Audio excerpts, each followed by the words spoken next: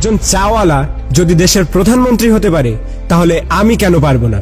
একটা ছেলে যে জঞ্জাল সাফ করার কাজ করত আর সে যদি বিশ্বের অন্যতম ক্রিকেটার হয়ে দেখাতে পারে তাহলে আমি কেন পারবো না?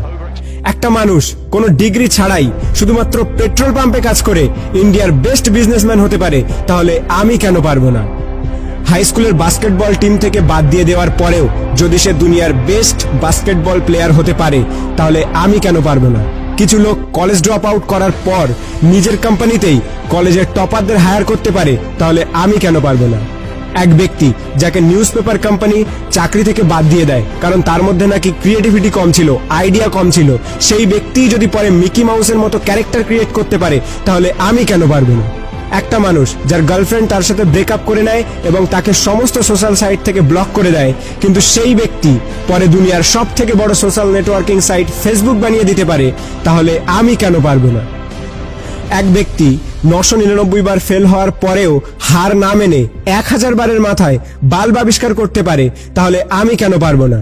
দুবার বিজনেসে ফেল হওয়ার পরে ডিপ্রেশনে গিয়ে পরপর 8 বার ইলেকশনে হেরে গিয়ে 9 বারের মাথায় আমেরিকার প্রেসিডেন্ট হতে পারে তাহলে আমি কেন পারবো না? এক ব্যক্তি যাকে নিজের কোম্পানি থেকে তাড়িয়ে দেওয়ার পরেও যদি অ্যাপেলের মতো কোম্পানি গড়ে তুলতে পারে তাহলে আমি কেন পারবো না?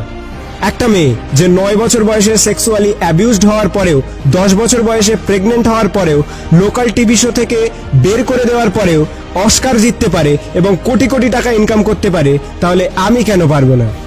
একটা জবলেস মেয়ে যার স্বামী তাকে ডিভোর্স দিয়ে দেয় এবং 3 বছরের বাচ্চাটিকে মানুষ করার দায়িত্বও তার উপরে চলে আসে, ডিপ্রেশনে যাওয়ার পরেও ওয়ার্ল্ডের সব থেকে বিখ্যাত নোভেল সিরিজ অর্থাৎ হ্যারি পটার লিখে ফেলে, যার ফলে সে কোটি কোটি টাকা ইনকাম করছে, তার একদিনের ইনকামে একটি ল্যাম্বরগিনি কেনা যাবে।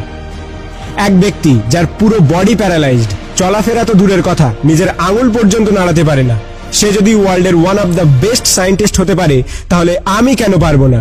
তোমরা সব জিনিসই অ্যাচিভ করতে পারো যেটা তোমরা করতে চাও, যার স্বপ্ন তোমরা দেখো, শুধু তার জন্য একটা আগুন দরকার, একটা স্পার্ক দরকার।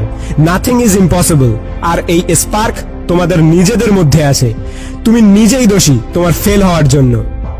এখন তুমি যেখানে আছো সেটা তোমার অতীতের কর্মের ফল, এবং কাল তুমি কোথায় পৌঁছাবে সেটা তোমার আজকের কর্মের ফল হবে।